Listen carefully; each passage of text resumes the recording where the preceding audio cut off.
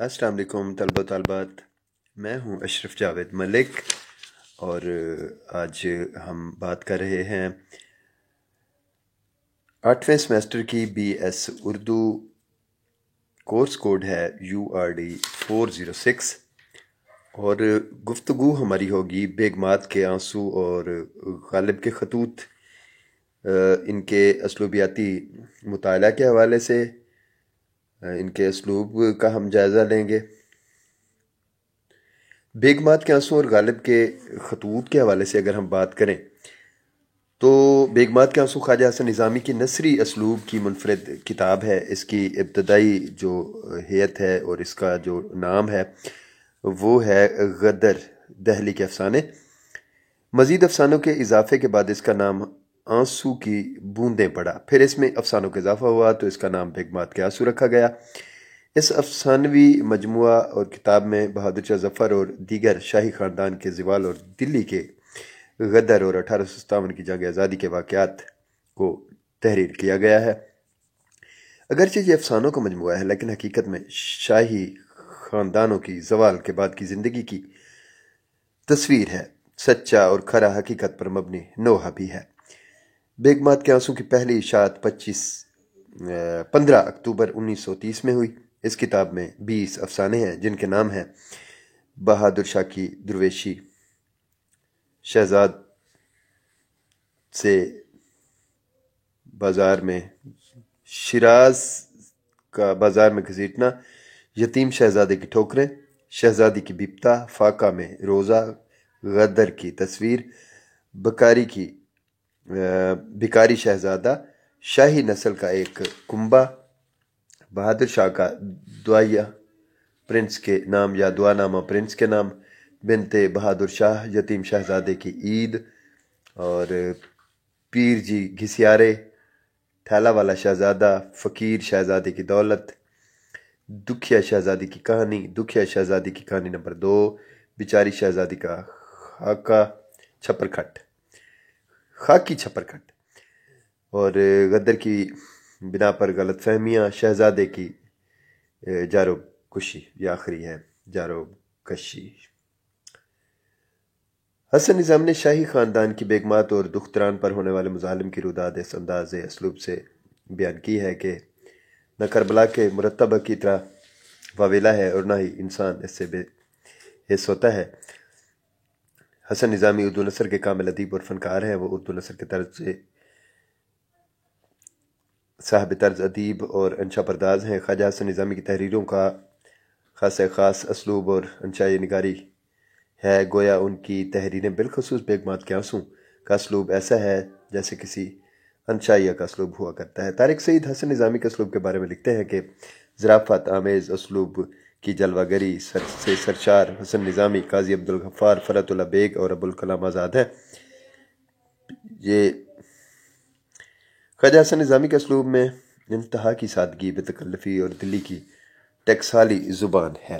ان کی طرز نگارش کا اسلوب ہر سطح کے قاری کے لیے کشش کا باعث ہے۔ ان کے اسلوب میں سر سید اور محمد حسین آزاد کی تحریر کی طرح سادگی، شگفتگی اور تیزی اور خوبصورتی موجود ہے۔ ان کی عبارت رواں ہے اور نظامی کی تحریریں ایسی ہیں کہ جن میں تشبیہات اور محاورات کا استعمال بھی بہتر انداز سے کیا گیا ہے۔ ان کی تحریر پڑھیں تو ہمیں لگتا ہے کہ یہ مرقع نگاری ہے۔ تقدیر ان کو ٹھوکریں کھلواتی ہے۔ جو تاجداروں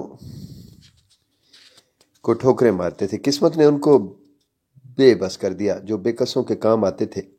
ہم چنگیز کی نسل ہیں جس کی تلوار سے زمین کانپتی تھی۔ ہم تیمور کی اولاد ہیں جو ملکوں کا اور شہر یاروں کا شاہ تھا۔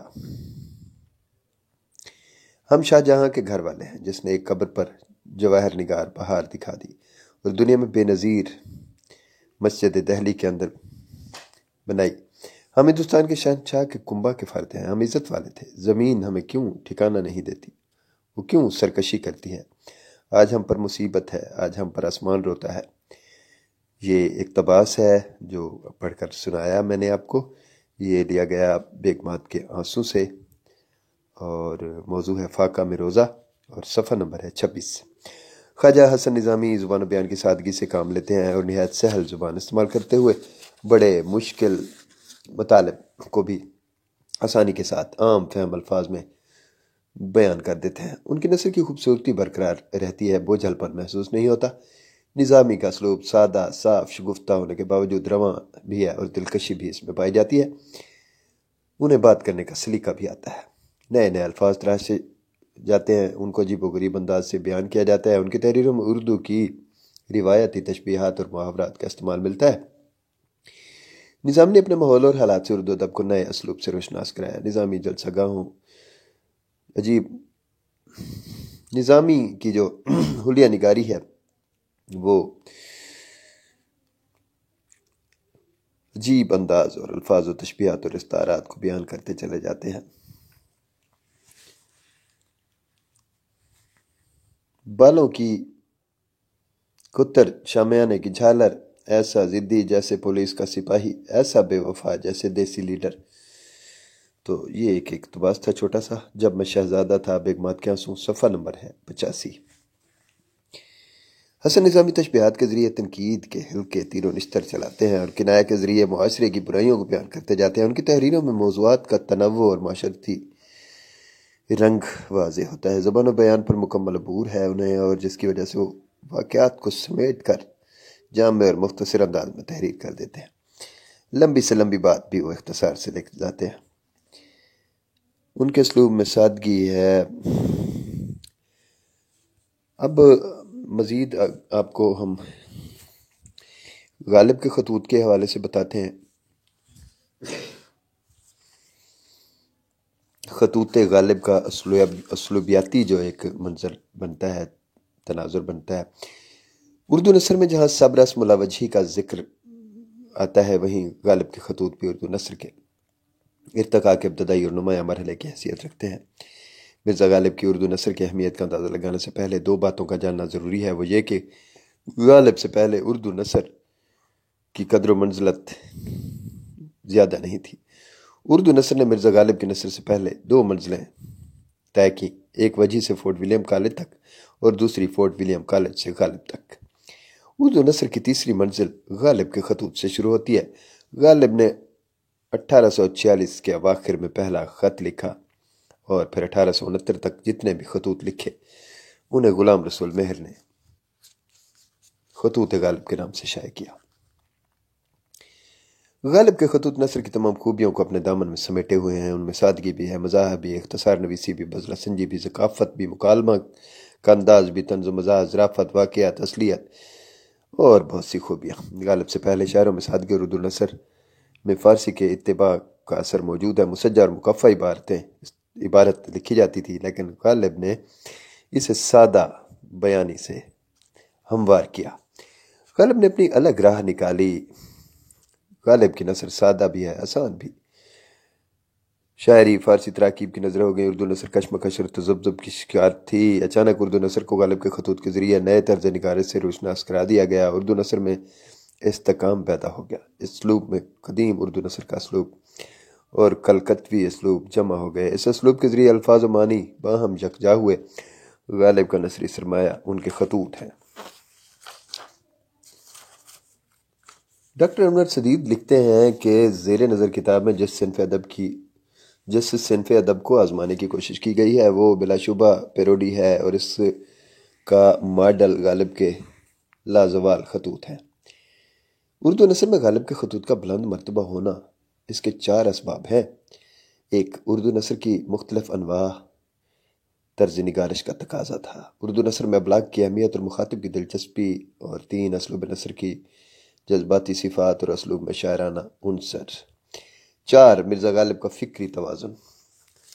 مرزا غالب کے خطوط کی بڑی بنیادی خوبی سادگی اور مزاح ہے۔ بیان کی سادگی اپنے پورے تقاضوں سے ظاہر ہے۔ ان کی تحریریں خلوص، تجربات اور صداقت کی خوشبو سے مزین ہے۔ غالب نے اپنے خطوط میں سادگی کو روح کے طور پر ڈھالا ہے۔ بطور نمونہ غالب کا خط: مولانا نسیمی کیوں خفا ہوتے ہو، ہمیشہ سے اسلاف و اختلاف ہوتے چلے آئے ہیں، اگر خلیفہ اول ہے تو تم خلیفہ ثانی ہو۔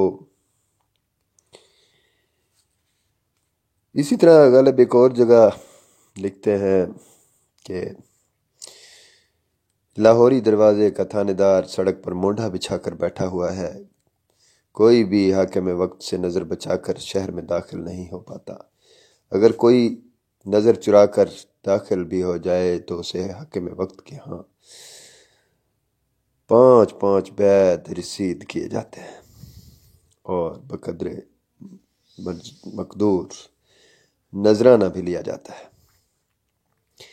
غالب کے خطوط میں جذباتی اثر آفرینی ہے۔ غالب نے خیال افروزی کے ذریعے وہ اثر پیدا کیا اپنے خطوط میں کہ ایسے لگتا ہے کہ ذہانت سے بھری ہوئی باتیں ہیں اور باتیں کرنے والا سامنے بیٹھا ہوا ہے۔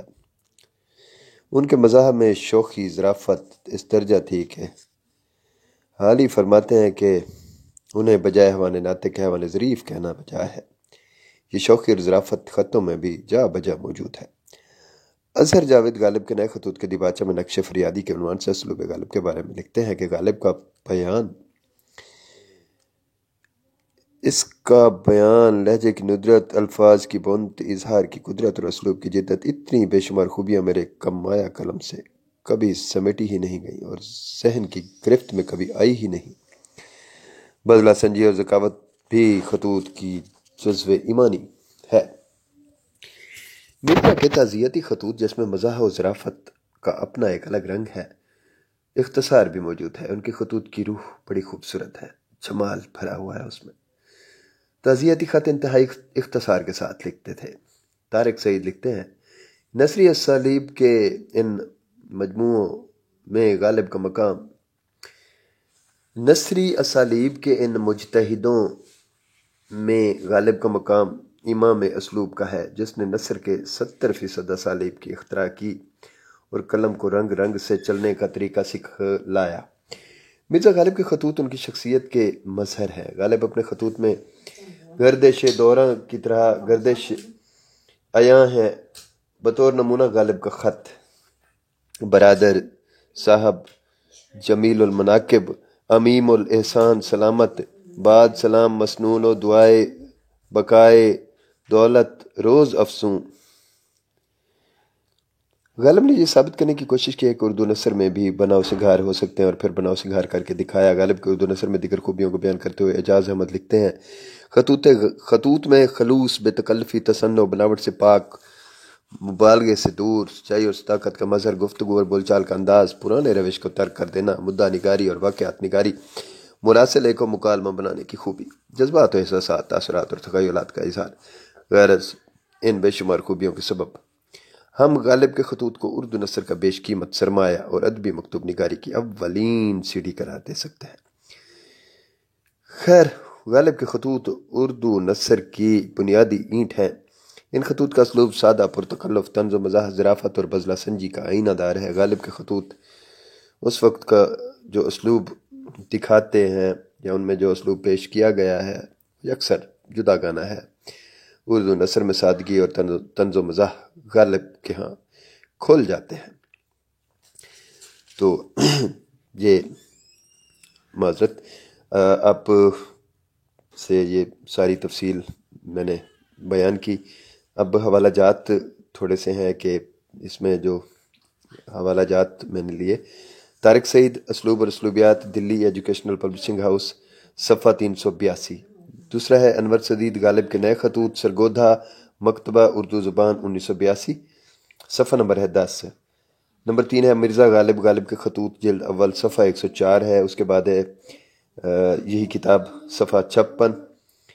انور سدید غالب کے نئے خطوط، سرگودھا، مکتبہ اردو زبان، 1982، اور صفحہ ہے اس کا 4۔ اس کے بعد ہے طارق سعید، اسلوب اور اسلوبیات، دلی ایجوکیشنل پبلشنگ ہاؤس، صفحہ نمبر 387، مرزا غالب، غالب کے خطوط، جلد اول، صفحہ 88۔ پھر ہے آخری اعجاز احمد، فرہنگ، مکاتیب مولانا ابوالکلام آزاد، تحقیقی مقالہ برائے پی ایچ ڈی سیشن 2012، شعبہ اردو، جامعہ پشاور، 2012، صفحہ نمبر ہے 19۔ تو آج ہم نے جو گفتگو کی اس سیشن میں 2 حوالوں سے کی، ایک بیگمات کے آنسو اور دوسرا غالب کے خطوط، ان دونوں کے اسلوب کے حوالے سے اور اسلوبیات کے تناظر میں ہم نے گفتگو کی۔ امید ہے کہ آپ کو یہ گفتگو سمجھ میں آئی ہوگی، اور انشاءاللہ دوبارہ ملاقات ہوگی۔ اللہ حافظ۔